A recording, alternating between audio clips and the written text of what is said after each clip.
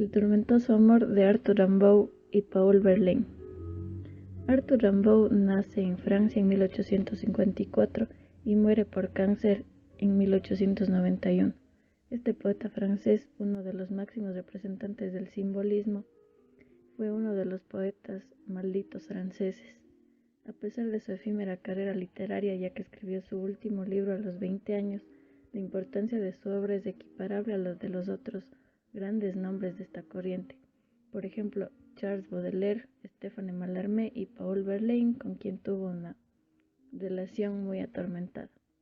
Los padres de Rimbaud se separaron en 1860 y él fue educado por su madre, una mujer muy autoritaria.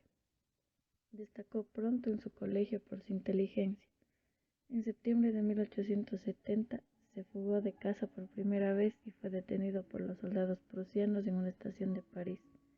Su profesor Georges D'Isambert lo salvó de la cárcel, pero al mes siguiente intentó de nuevo la fuga, esta vez dirigiéndose hacia la región del norte. Después de trasladarse a Bélgica, quiso emprender carrera como periodista en la ciudad de Charleroi. Entre las dos fugas había empezado a escribir un libro destinado a Paul de Meny, pariente de su profesor y poeta reconocido en París. Cuando regresó a Charleville en el invierno de 1870, su colegio había sido convertido en hospital militar, así que huyó a París en febrero y fue testigo de los disturbios provocados por la amnistía decretada por el gobierno de Versalles.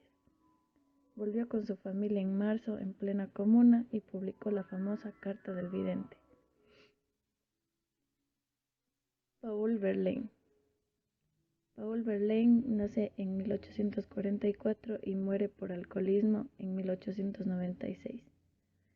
Paul Verlaine es considerado el maestro del decadentismo y principal precursor del simbolismo. Es en realidad el único poeta francés que merece el epíteto de impresionista junto con Victor Hugo.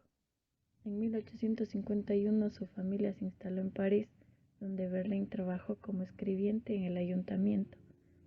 En 1866 publicó su primer libro, Poemas Saturnianos, que revela la influencia de Charles Baudelaire, al que siguieron Fiestas Galantes de 1869, en el que describe un universo irreal, y el libro La Buena Canción en 1870.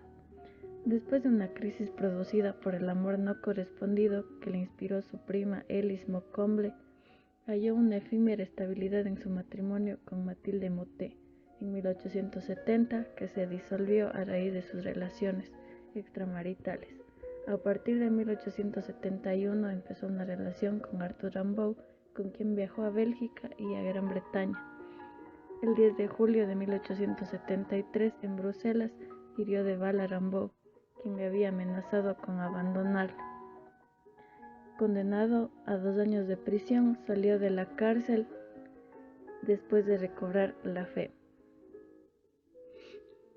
El romance de Arthur Rimbaud y Paul Verlaine es considerado por los críticos como un amor entre personas que tenían grandes problemas, entre ellos el alcoholismo, el sexo y también gustos desenfrenados. En septiembre de 1888, Arthur Rimbaud, con ganas de aprender mucho más sobre Verlaine, le escribió, y para entonces tenía 27 años, y era un respetado poeta que iba en ascenso. Le envió un poema que se tituló El barco ebrio. Poco después, Rimbaud, de 17 años, se mudó a París, donde se convertiría en un auténtico poeta maldito y el gran amado de Paul Verlaine. Luego de recibir al dichoso poeta, Verlaine descubre la genialidad de las palabras de este niño de 17 años y lo invita a hospedarse en su casa, a lo que Rimbaud no se negó. Se escapó de su casa y llegó a la de Verlaine, donde vivía con su esposa. Aquí se da un inicio de amor turbulento, una verdadera temporada en el infierno. Verlaine admiraba profundamente a Rimbaud, que lo único que quería era vivir de excesos, desarreglar los sentidos y escribir poesía. Constantemente se debatían entre dos mundos, el amor con Arthur Rimbaud y su afición por el hachís y el alcohol, o la familia y la tranquilidad con su esposa Mathilde Mottet, que estaba embarazada.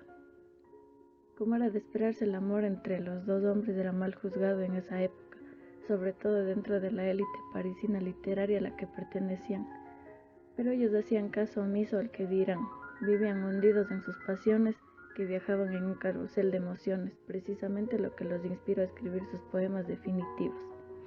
Para ellos fue una época oscura de amor enfermizo que se convirtió en el simbolismo que los caracteriza y que hace que Rimbaud se merezca el título nobiliario de príncipe de la poesía simbolista. Huyendo de los prejuicios, escaparon juntos, primero a Londres en 1872 y luego a Bruselas en 1873. Un día después de cambiar de opinión, Verlaine le pidió a Rimbaud que se alejara de él, pero este hizo caso omiso y lo persiguió para embriagarse junto con él.